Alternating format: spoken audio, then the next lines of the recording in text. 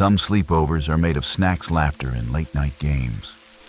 But others leave something behind. In tonight's video from High Scare Stories, you'll hear 8 true tales of ordinary kids who witnessed the unexplainable and lived to remember it. A basement with bags that weren't empty. A sleepover game that welcomed someone pretending to be you. A digital camera that captured something watching, just out of frame. These aren't campfire stories. They're footprints in real bedrooms, faces in real photos, and sometimes they knock. If you've ever felt watched in the dark, this one's for you. Story 1. The Eyes Under the Bed. It started like any other Friday night, back when we were 13. No one had jobs yet. Girls were still a mystery, and a good sleepover meant junk food, video games, and trying not to fall asleep first so you wouldn't get drawn on. That night, it was me, Daniel, Eli, and Sean, 4 kids packed into Daniel's small bedroom, surrounded by sleeping bags, soda cans, and half-eaten bags of chips. His mom worked nights at the hospital, and his older brother had just left for college, which meant the house was ours. Daniel lived in Riverview Heights, a quiet little town tucked up against the woods. People left their porch lights on, even if they weren't home, and you could still hear the crickets when the sun went down. His house sat at the end of a cul-de-sac, close enough to the forest that you could hear the wind rustling through the trees at night. That evening, we did what we always did. Played Xbox until our eyes burned, dared each other to drink too much Mountain Dew, and cracked dumb jokes while watching Try Not to Laugh videos on YouTube. Nothing seemed out of the ordinary. Around midnight, we finally settled into our sleeping bags, the room lit only by the glow of Daniel's desk lamp. Outside, the air was just chilly enough to need a blanket. The window was open an inch or two to let the breeze in. We didn't know it yet, but something was already in the room with us. Something watching, waiting. It started with something small. Eli, who had set up his sleeping bag closest to the wall, suddenly sat up and said, "Hey, where's my blanket?" We laughed at first, assuming he'd kicked it off during all the rolling around earlier. Daniel told him to check under his bag, under the desk, even behind the door. We all helped look, brushing it off like it was no big deal. But after 5 minutes of crawling around the room, it wasn't funny anymore. The blanket had just disappeared. Daniel grabbed a spare from the linen closet, and we went back to watching dumb videos, trying to pretend nothing was weird. Then, maybe 20 minutes later, Sean sat up serious and pale. "Okay, not funny. Where's my blanket?" This time, no one laughed. His blanket had vanished too completely gone, just like Eli's. Daniel turned on the overhead light, and the mood shifted instantly. The room felt colder somehow, like something had dropped in the air. We searched harder, even checked the hallway, the laundry room, the downstairs guest bedroom, nothing. His golden retriever, Sadie, hadn't even stirred from her usual spot under the couch. 2 blankets gone in a locked house, while 4 of us were awake and in the same room. Eli muttered, "I don't like this. This feels like some horror movie stuff."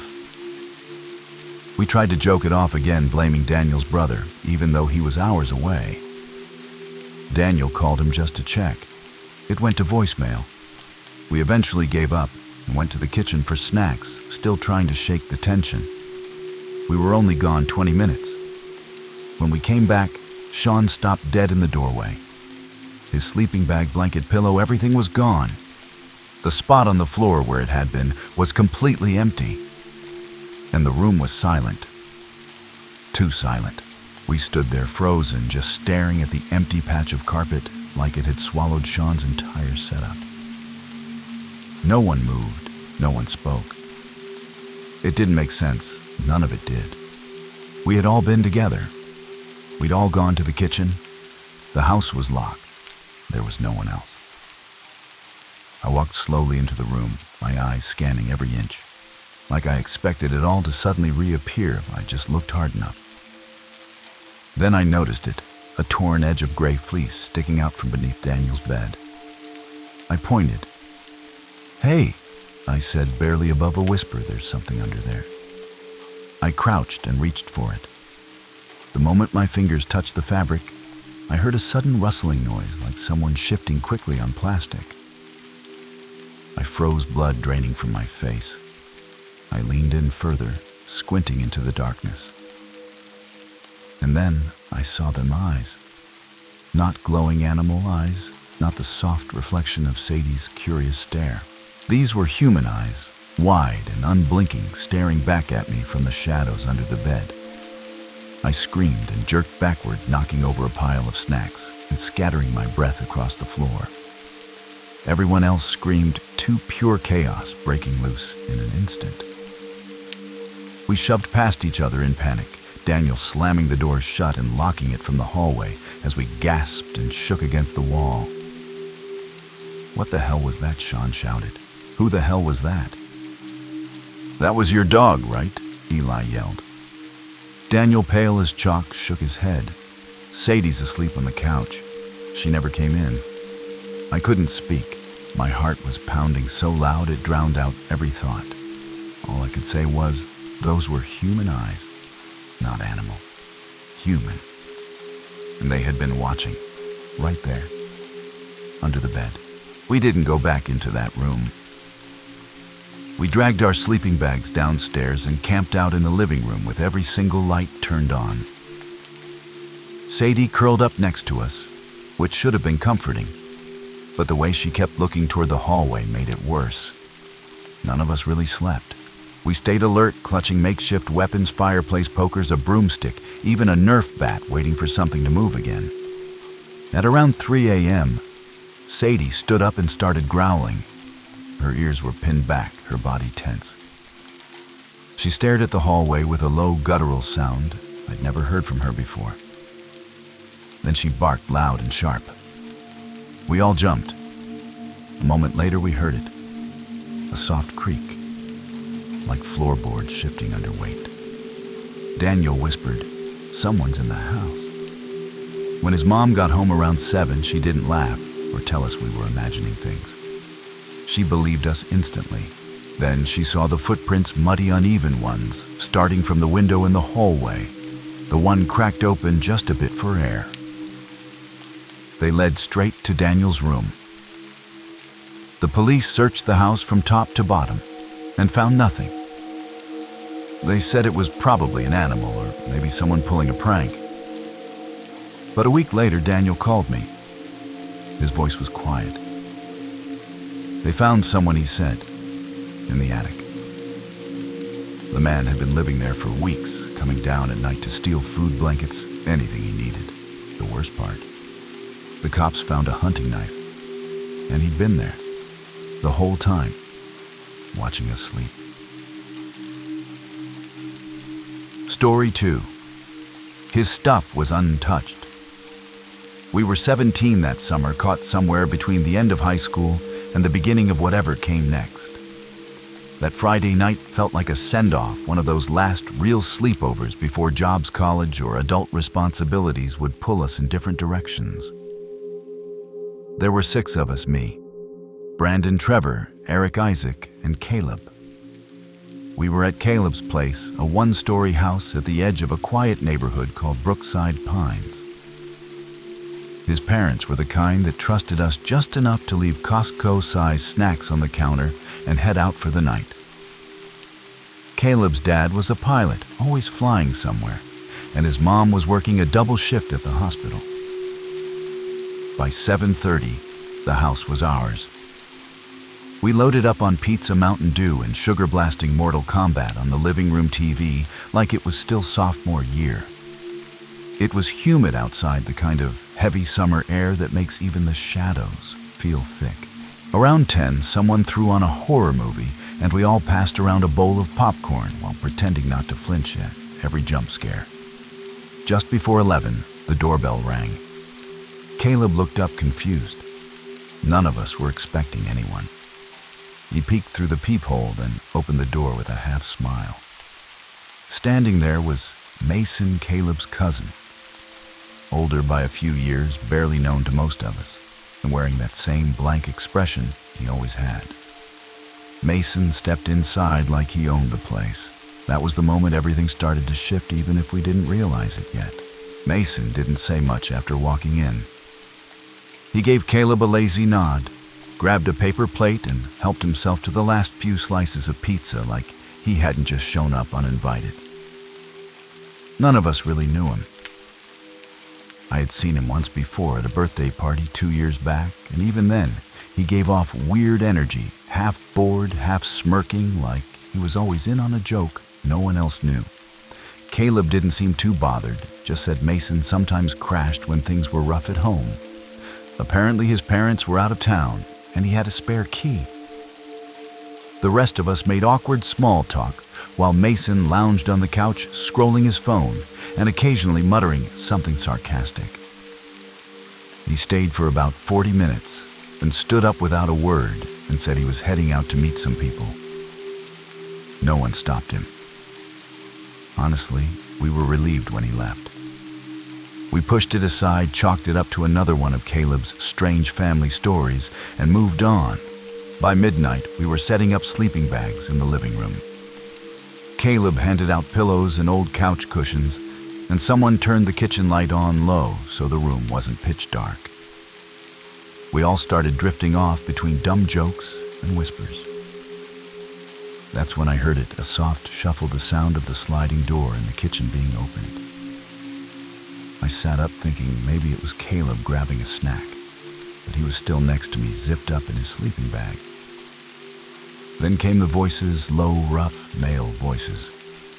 Not laughing, not whispering, commanding. And then the light snapped on. 2 men in ski masks stood just inside the room. One had a gun, the other carried a duffel bag.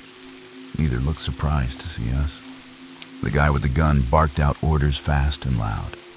Get up, don't move, hands where I can see them. None of us had time to think. We shot upright, hearts pounding, hands shaking in the air. Caleb looked stunned, blinking like he hadn't fully registered what was happening. Brandon was gasping. Eric kept whispering, "Oh my God," under his breath. The second man threw the duffel bag on the floor and started demanding our phones, wallets, watches, anything. Trevor dropped his phone too quickly, and it bounced across the hardwood. The man with the gun spun toward him and shouted, "You think this is funny? Do that again, and I'll put you down." Trevor froze, barely able to breathe. The other guy went through our bags, even stealing half a bottle of cologne from Eric's backpack. It was fast, efficient, and too calm, like they'd done it before. But then something didn't sit right. They skipped over Caleb's stuff. His phone, his wallet, his shoes by the door, none of it was touched. I noticed it, and I think Brandon did too. The worst part was the moment when Caleb and the guy with the gun made eye contact. Just for a second. It wasn't fear. It wasn't confusion. It was something else, recognition. That tiny pause, that flicker of something familiar. Then, without warning, the guy with the duffel raised his arm and fired a shot into the ceiling. Plaster rained down. Everyone screamed. Caleb flinched too late, like he knew it was coming. The robbers shouted one last threat, grabbed the bag, and ran out into the night. For a full minute, none of us moved. Then Brandon turned to Caleb and said, "Why didn't they touch your stuff, man?" Caleb didn't answer. He didn't even look at us. He just stared at the floor. We sat there in stunned silence for what felt like forever. The smell of plaster dust and fear thick in the air. Eventually, Eric's hands stopped shaking long enough to text his dad. None of us called the cops, not right away. When our parents arrived, their reactions were what you'd expect: panic, yelling, disbelief. Caleb kept saying he had no idea who those guys were, that they must have picked the house at random, that we were just unlucky. but none of us believed that anymore. The way they avoided his things, the look he gave them, the way he flinched late when the gun fired, it didn't add up. A few days later, Brandon did some digging and found out Mason had a record. Nothing major, but enough to raise eyebrows: petty theft, breaking, and entering possession. When Brandon brought it up, Caleb exploded, said we were crazy, said we had no proof. He stopped talking to us after that. 2 months later, he switched schools and moved in with some relatives across the state.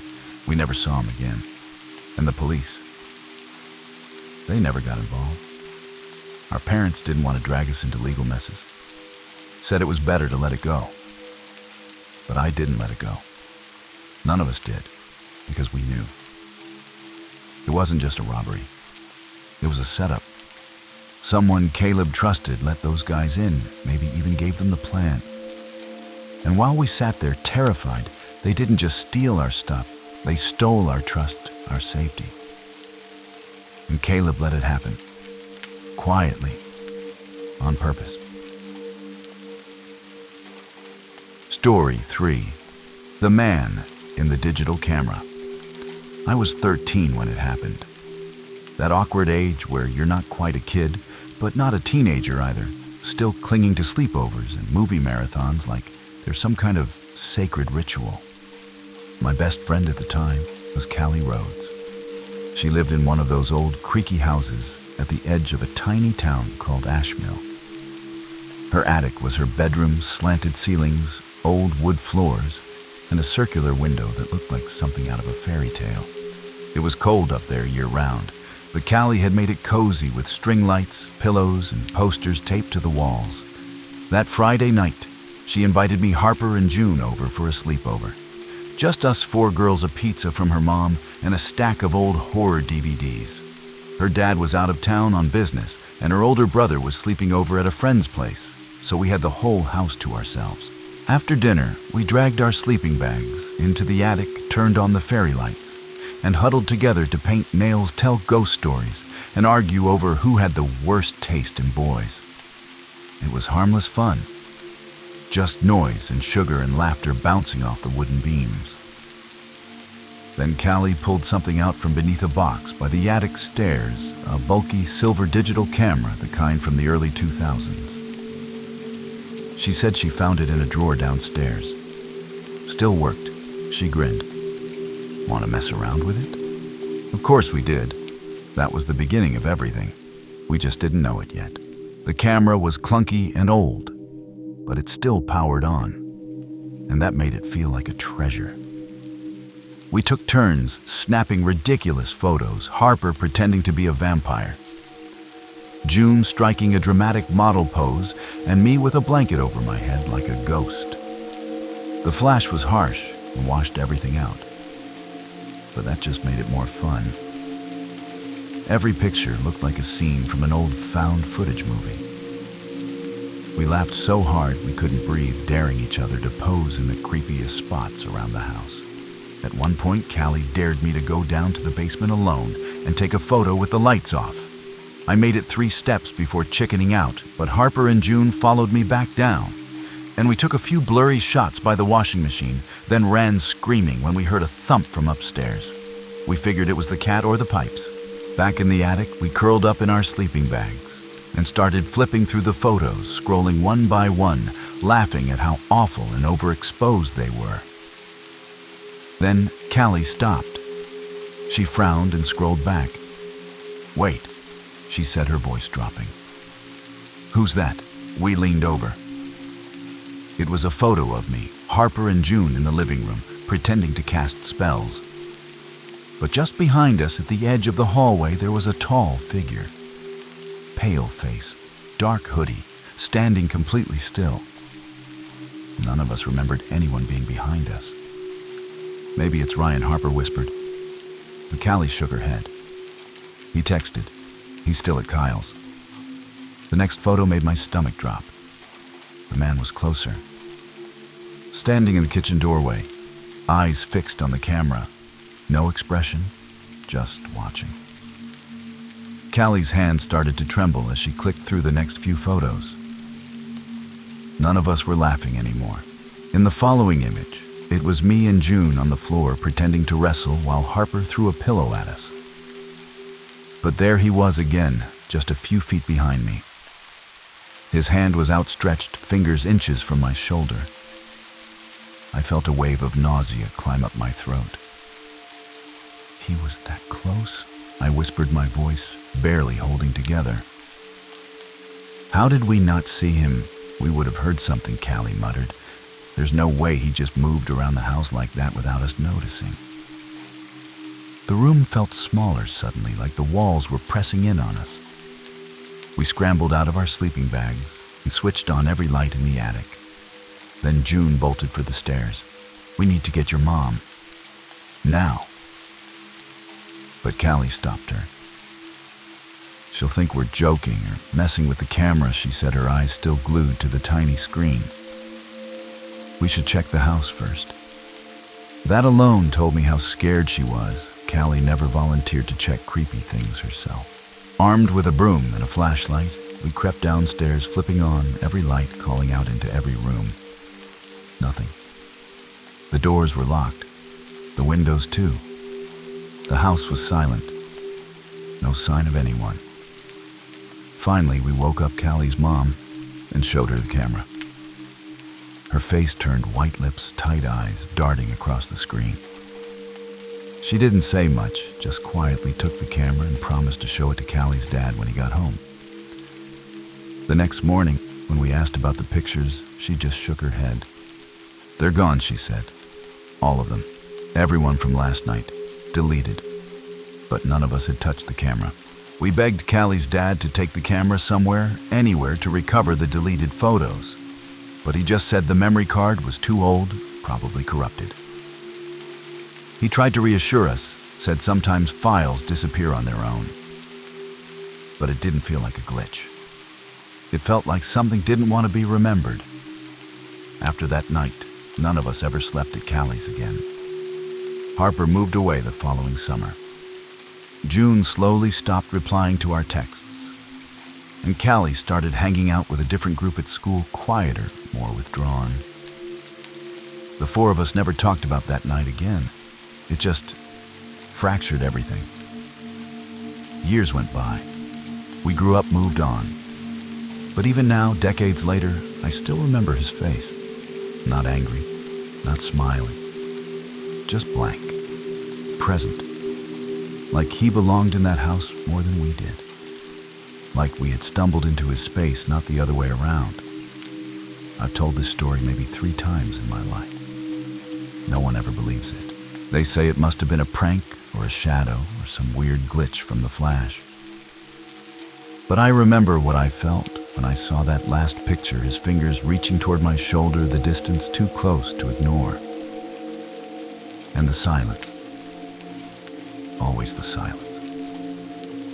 The kind that sinks into your bones and stays there. The kind you don't forget no matter how many years pass. Because you weren't just watched. You were almost touched, almost taken.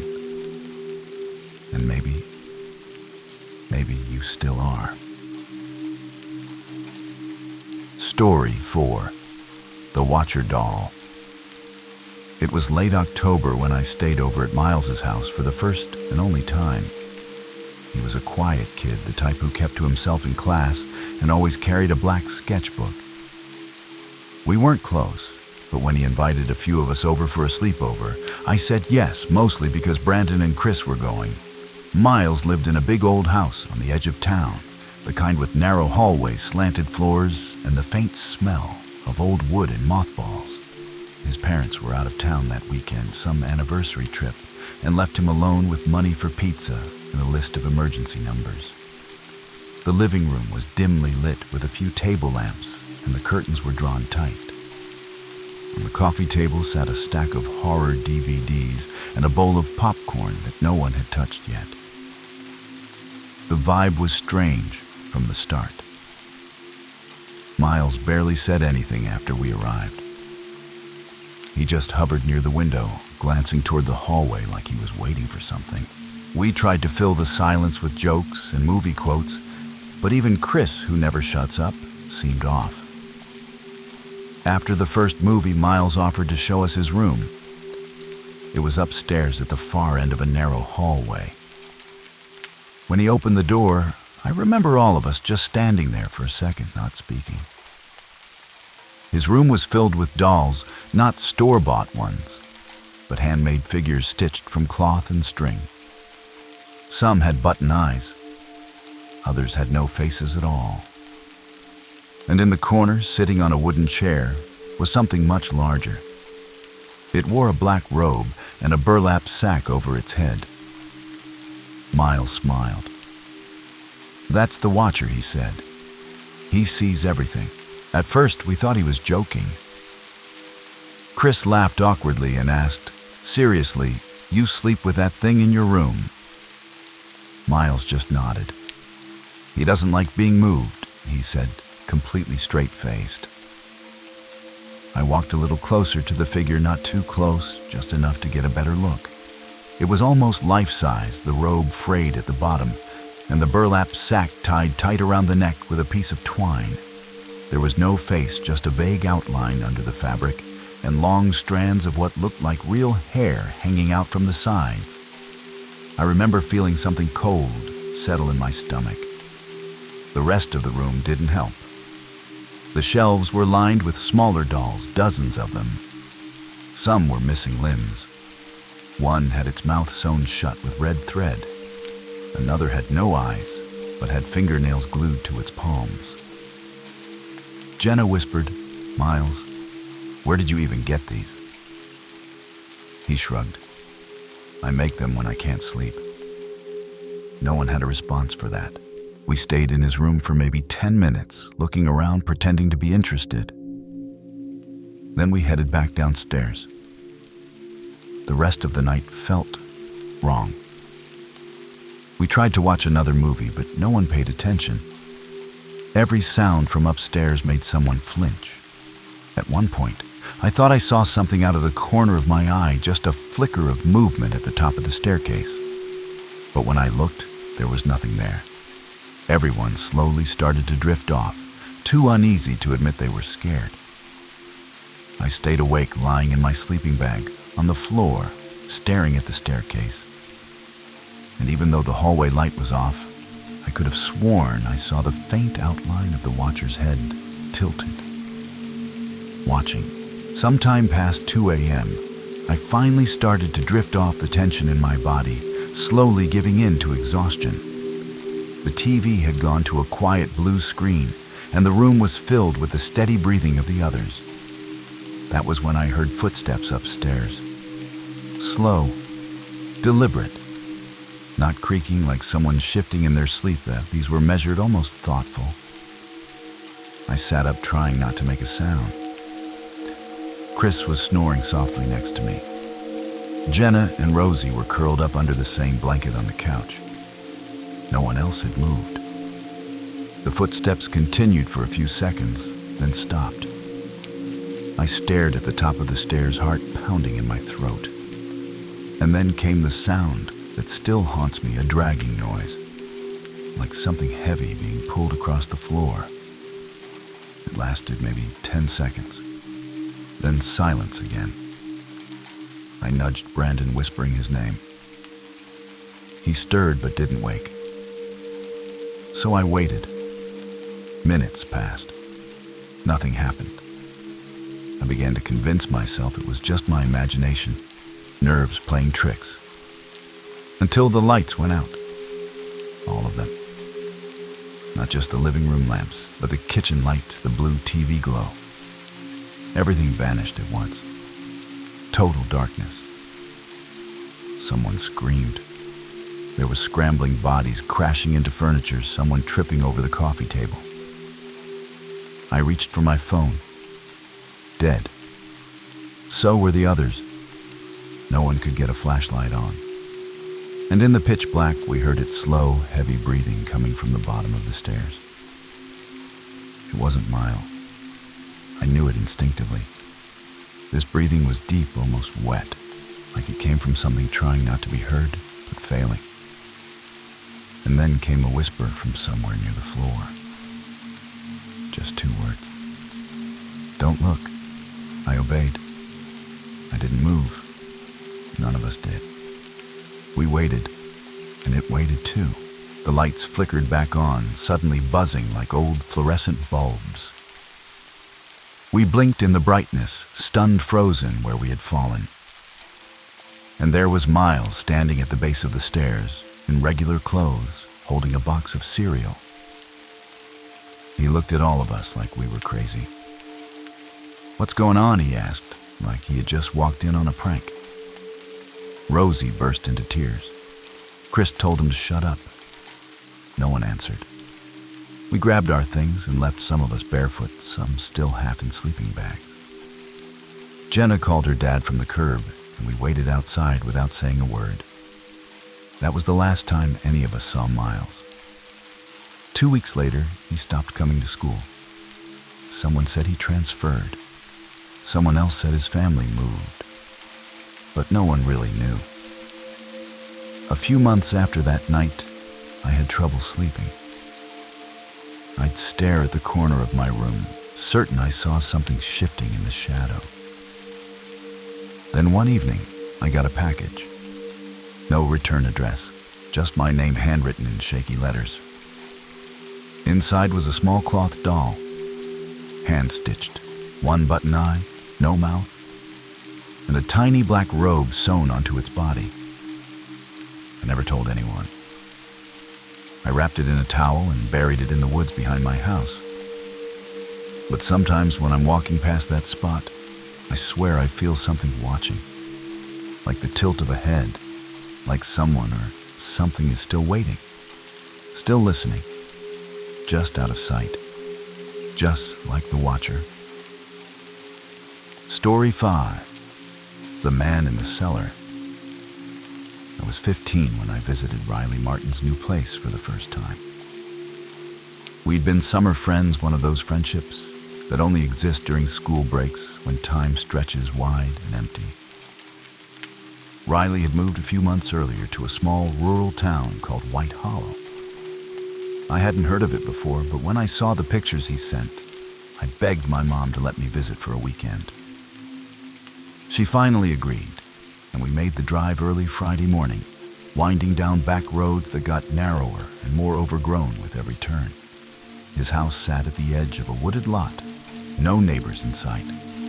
It was an old 2-story place, gray siding, a wraparound porch with peeling paint and overgrown grass that hadn't been cut in weeks. Riley met me at the front steps, wearing a hoodie, even though it was nearly 90 degrees outside. He grinned like always, but looked tired like he hadn't been sleeping much. "This place is cool, right?" he said, way bigger than our old apartment. Inside the house was quiet. His mom offered us snacks, and his dad barely spoke, just gave a stiff nod from the living room before disappearing into the garage. That night, we set up in Riley's room with popcorn and a stack of old Xbox games. It felt normal at first, comfortable even. But around 11, I paused the game mid-round and tilted my head. "Hey," I said, "do you hear that Riley muted the TV?" There it was, a dull thump, then a scraping sound, from below us. "You guys have a basement?" I asked. Riley didn't answer right away. Then he whispered, "We're not supposed to talk about it." I stared at him, trying to figure out if he was joking, but Riley wasn't smiling. He just kept looking at the floor like he could see through it. "What do you mean, not supposed to talk about it?" I asked. He hesitated, then said, "We don't have a basement entrance inside the house. But we've been hearing stuff. At night. My dad says it's animals or something settling. But it doesn't sound like animals." I didn't know what to say, so I just nodded and changed the subject. But that sound thump scrape pause stayed with me all night. The next morning after breakfast, Riley suggested we go out back into the woods. I figured he just wanted to get out of the house. We walked maybe 200 feet into the trees, not really following a path, just pushing through brush and roots. That's when Riley stopped suddenly. His foot had hit something buried in the dirt. We looked down and saw it together, a rusted metal door half covered in moss and leaves. Old hinges. No lock. I didn't know this was here, he said quietly. Without thinking, he crouched and pulled. The door groaned like it hadn't been opened in years. Beneath it was a square shaft leading straight down into darkness, with a wooden ladder bolted to one side. A wave of cold air rushed out thick with the smell of mold earth and something chemical. Riley switched on his phone flashlight and aimed it down. The beam only reached so far, but we could see part of a cot, some metal shelves, and something that glinted like glass. Then we heard it. A faint metallic clink. Then again closer. Then the creak of the ladder shifting. I looked at Riley. "We need to go," I whispered. And we ran. We didn't look back. Branches slapped our faces and thorns tore at our sleeves, but we didn't stop running until we were back in the yard, gasping and stumbling over our own feet. Riley's dad was working in the garage, and when he saw our faces, he dropped whatever he was holding and came straight over. "What happened?" Riley shouted, pointing toward the woods. "There's someone down there, under the ground." His dad's face drained of color. He didn't speak right away.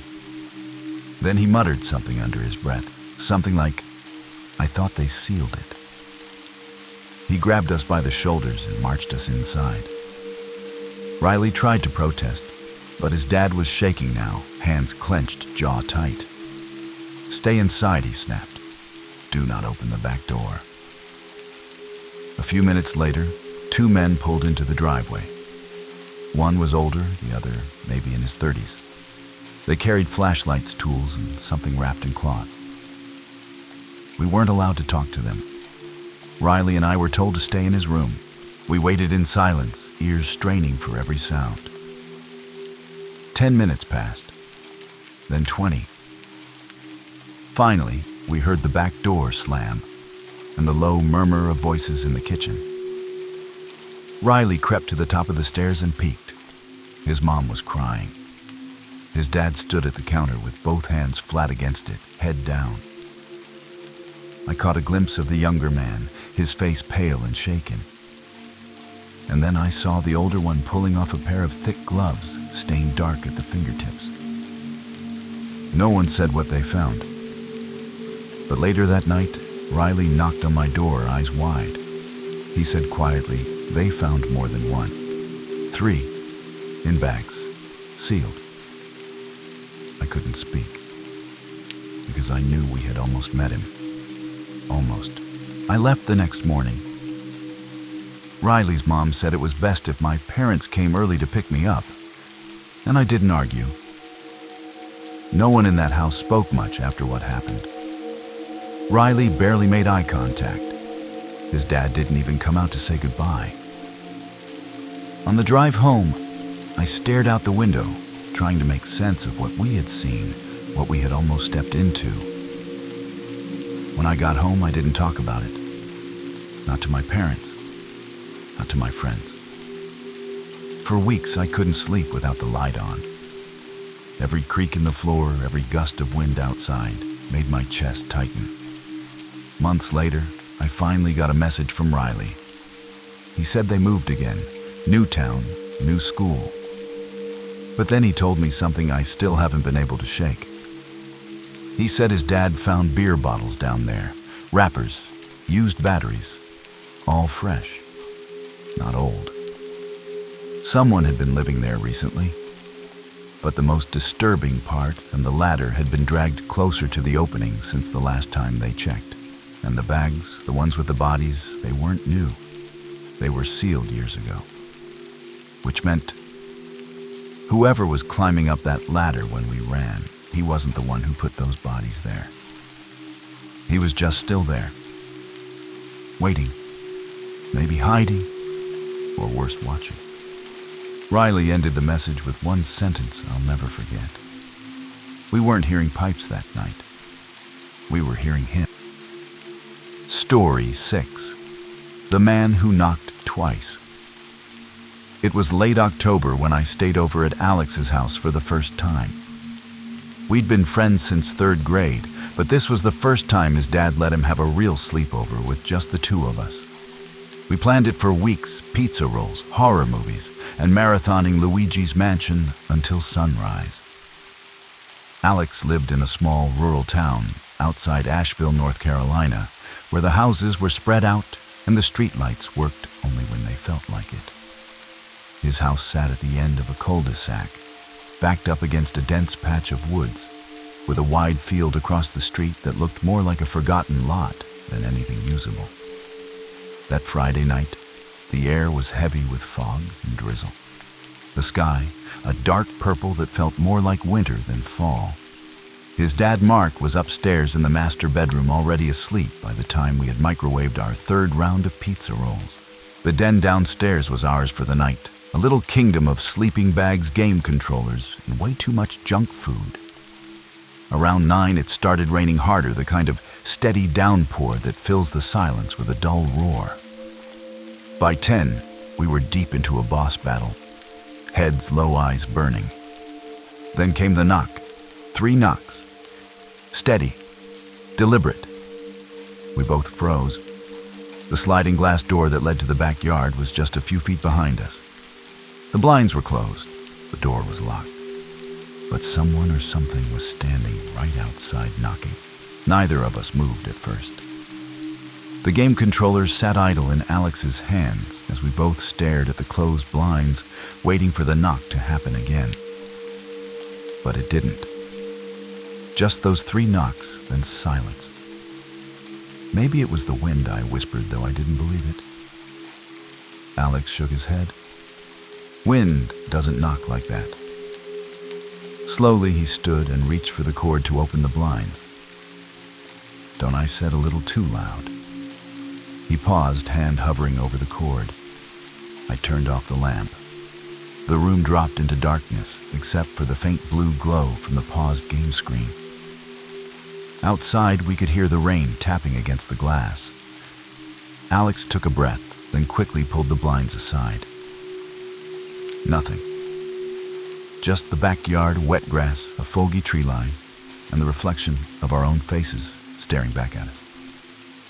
We both exhaled. Maybe it was a branch or something, I muttered. Alex nodded, but he didn't look convinced. We turned the light back on and tried to forget about it. Went back to the game, but I kept glancing toward the door, waiting for it to happen again. And it did. At exactly 12:15, knock, knock, knock. Louder this time, heavier, like fists pounding instead of fingers tapping. We jumped to our feet. This time we didn't check. We bolted up the stairs and burst into Mark's room, waking him in a panic. Within seconds, he was up grabbing a flashlight and a baseball bat from under his bed. He didn't ask questions, just went outside barefoot in the rain. We stood at the window watching. The yard looked empty until Alex pointed to the ground. There were footprints, deep, heavy boot prints leading up to the glass door. And then they stopped. They didn't turn. They didn't lead away. They just ended at the door. Mark searched the backyard for 10 full minutes, sweeping the flashlight across the wet grass into the trees around the side of the house. But there was nothing.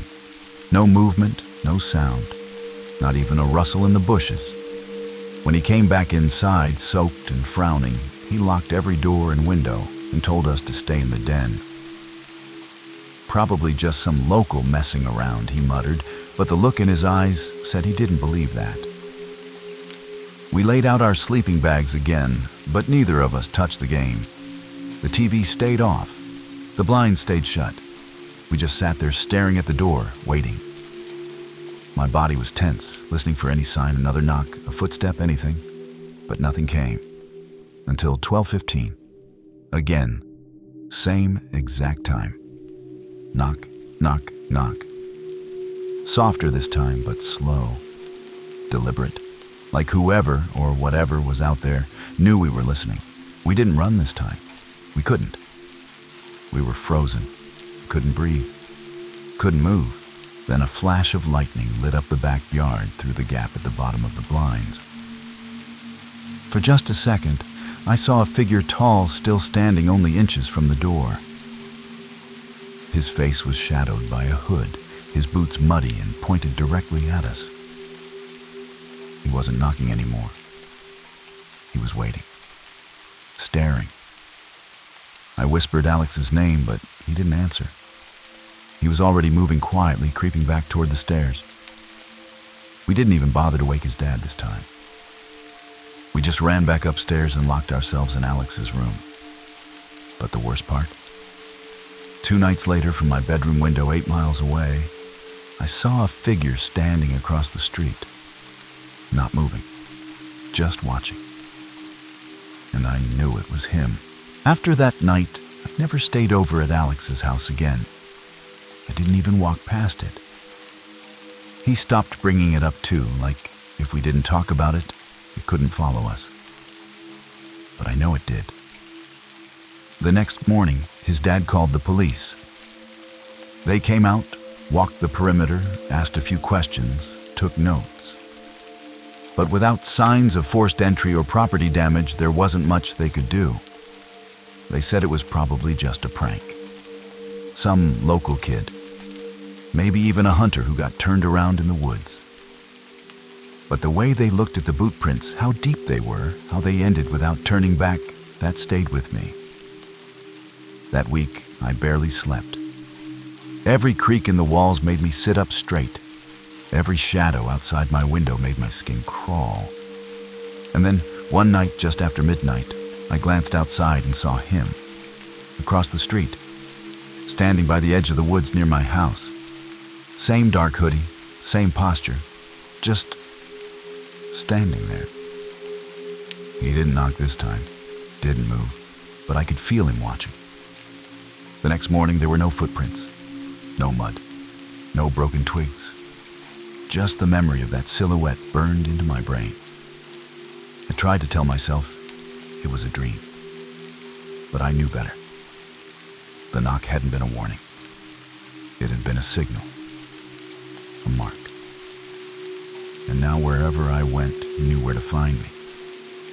Because he hadn't come for the house. He'd come for us. Story 7. That wasn't Liam. I was 10 the summer I stayed over at my cousin Liam's house for what we thought would be a typical weekend of games and flashlight hide and seek.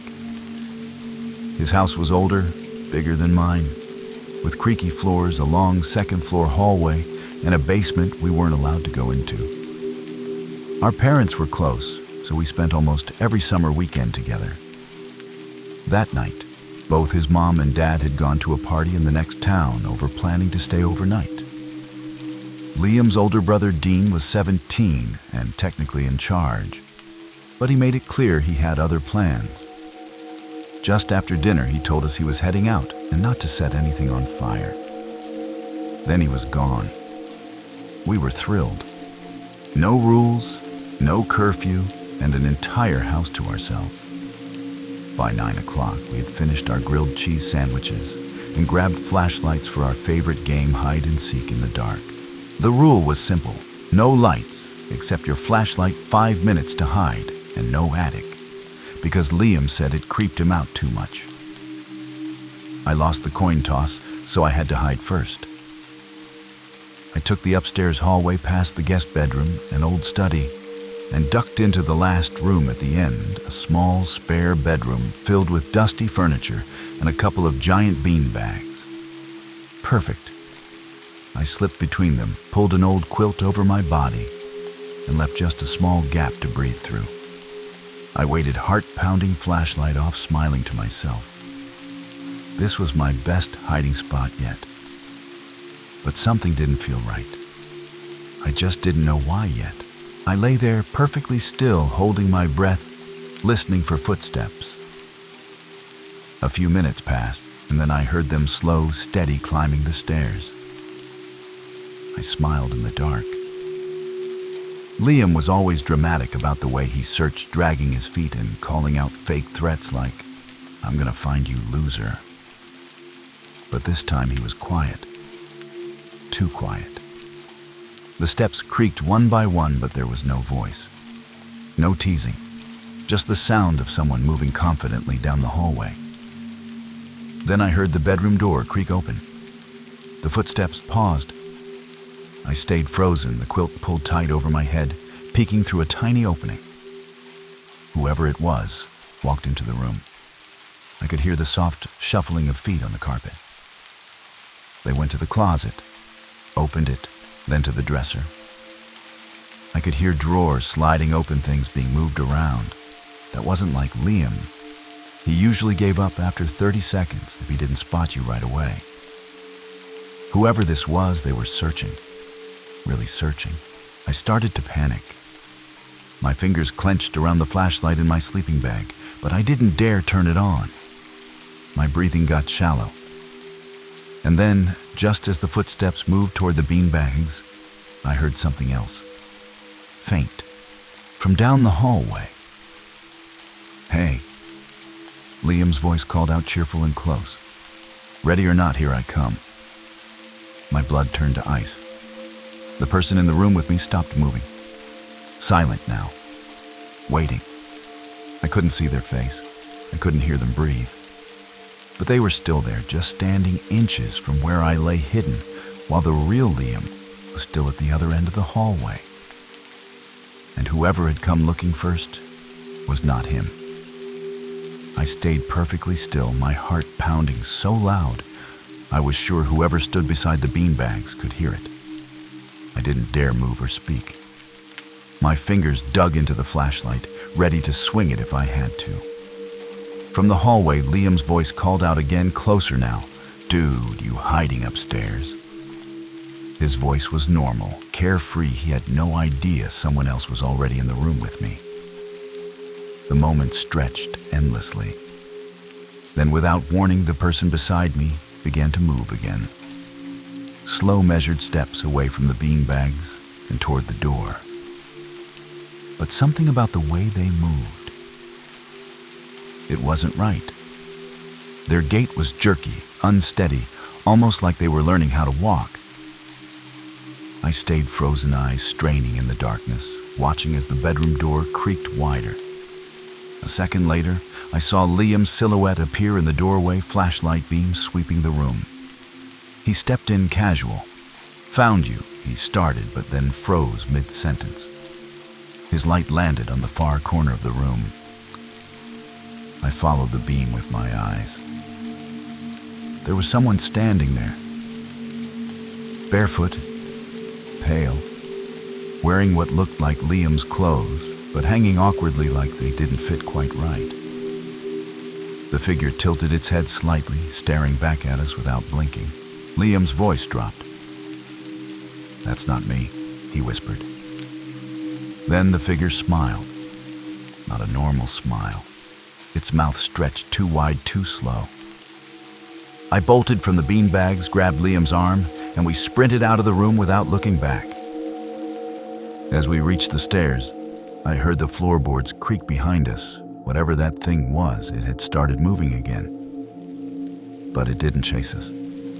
It just followed. Quiet. Like it had all night. We didn't stop running until we reached the kitchen. Liam slammed the back door shut and locked it while I grabbed the house phone and called Dean, who didn't pick up. Then we tried 911, hands shaking. The operator stayed calm, but I could barely speak. We told her someone was inside the house, pretending to be Liam, wearing his clothes, standing in the dark upstairs. Cops arrived within 10 minutes, lights flashing against the walls. They searched the house top to bottom. Nothing. No footprints, no signs of forced entry. But when they checked the spare bedroom, they found something that made one of the officers go silent. Tucked inside the closet behind a box of old winter coats was a Polaroid photograph. It showed two kids. One was Liam. The other looked like me. But I had never taken that picture. I had never worn that shirt, and Liam didn't remember it either. We burned it that same night. His parents thought we were just rattled from a nightmare, but we both knew it wasn't that. That night, I didn't sleep. Liam didn't either. We just sat in the living room with the lights on, waiting for morning. Weeks later, Liam told me something that still makes my skin crawl. He'd gone up to the attic alone during the day to prove to himself there was nothing to fear. But in the dust, he found 2 sets of footprints, small ones side by side, leading into a dark corner. And only one set came back out. Story 8. He was in the birthday photo. When I turned 8, my parents threw me a birthday party in our backyard. It wasn't anything big, just a few friends from school, my cousins, some folding tables, balloons, and a chocolate cake shaped like a dinosaur. We had a bouncy house, a few games. My dad took a ton of pictures with his old DSLR camera. It was a good day. The kind that felt warm and simple and full of laughter. A week later, my mom printed out some of the pictures and hung them on the fridge. There was one photo I liked best. It showed me blowing out the candles, my cheeks puffed, eyes shut, caught in a moment of pure joy. All my friends were around me, faces grinning cake, ready to be sliced. That photo stayed up for months. But one night while grabbing milk from the fridge, I really looked at it. In the far corner of the frame, standing just behind the picnic table, there was a man. He wasn't smiling. He wasn't part of the party. He was wearing a faded blue shirt and a baseball cap pulled low over his eyes. I asked my mom who he was. She frowned, pulled the photo down, and squinted. "I don't know," she said slowly. "Maybe one of the neighbors." But I knew all the neighbors, and none of them looked like that. She slid the photo back under a magnet, but I couldn't stop staring. I didn't remember seeing him that day. And yet there he was, watching me blow out my candles. After that night, I couldn't stop thinking about the man in the photo. Every time I passed the fridge, I'd glance at him, still there, still watching. It started to bother me how none of the other parents noticed him. I asked around. My friend Jared didn't remember anyone like that. Neither did my cousin Eli. My dad brushed it off, saying maybe he was just a stranger who walked by at the right moment and ended up in the shot. But our backyard was fenced. You couldn't just walk by and end up in the background. A few days later, I asked my dad if we could look through the other photos from that day. He pulled them up on the computer and clicked through them one by one. The first few were of fine kids jumping in the bounce house, my mom setting up decorations. But then we got to the photos of me opening presents. The man was there again, in the background, standing near the shed. He hadn't moved much. Same clothes, same blank expression, just standing and watching. My dad leaned forward. "That's weird," he muttered. "I don't remember seeing this guy at all." Then we found the last photo taken after everyone had left. It was just me and my parents near the back porch cleaning up. The man was standing closer now, just a few feet behind us, half hidden behind the grill. That picture hadn't been printed. I asked my dad to delete it. He agreed. But later that night, when I went to check the trash folder on the computer, it wasn't there. In fact, none of the photos were. The entire folder was gone. And the photo on the fridge, it was still there. Only now the man's face was slightly turned, like he was starting to look directly at me. The next morning, I woke up to find the birthday photo gone from the fridge. I assumed my mom had finally gotten rid of it. I didn't ask. I didn't want to know. But later that evening, while looking for batteries in the hallway closet, I found something that stopped me cold. Tucked between a stack of old photo albums was a plain manila envelope. It had no label, but inside were printed versions of the deleted birthday photos, every single one, including the last one, the one where the man stood behind us near the grill. Only now there were more photos. Ones I'd never seen before. One showed me playing alone on the swing set days before the party. The man was in that one too, standing at the tree line. Another showed me riding my bike in the driveway. He was across the street standing still. In every photo, he was closer than the last. The final one made my stomach turn. It was a photo of me sleeping in my own room, taken from the foot of my bed. The man was not in that picture, but someone had been in my room holding a camera watching me sleep. I ran to my parents and showed them everything. My mom turned pale. My dad grabbed the photos and stormed out to call the police. But when the officers came, the photos were gone. So was the envelope. We searched the house. Nothing. And that night, I couldn't sleep, because when I finally checked under my bed, I found a photo that hadn't been there before. It was me, taken through the window. That same day, my parents didn't let me stay in that house after that night. We packed bags and went to my aunt's place across town while the police investigated. But nothing came of it. No signs of forced entry. No surveillance footage. The detective gently suggested it might be a prank. Maybe one of the other kids playing a trick. But I knew better. The photos were too real, too consistent. The man wasn't one of us. For weeks I couldn't sleep without the lights on. Every creak of wood or passing shadow outside made my chest tighten. I stopped riding my bike. I stopped playing in the backyard. I even started checking behind me, constantly afraid I'd see him just standing there again. Eventually, we moved. My parents never said it was because of what happened, but I knew. And for a while, things felt normal again. That is until last year, when I was flipping through an old photo album I hadn't seen since the move. Tucked near the back was a photo I had never seen before one of my high school graduation party. Everyone was smiling.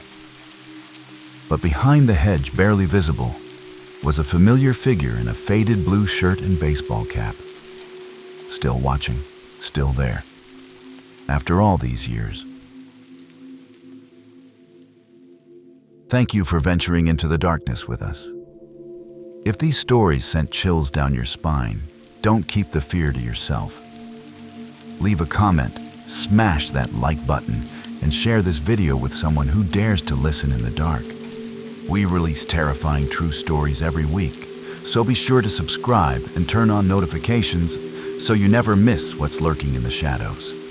This is High Scare Stories, where nightmares don't end when the video does.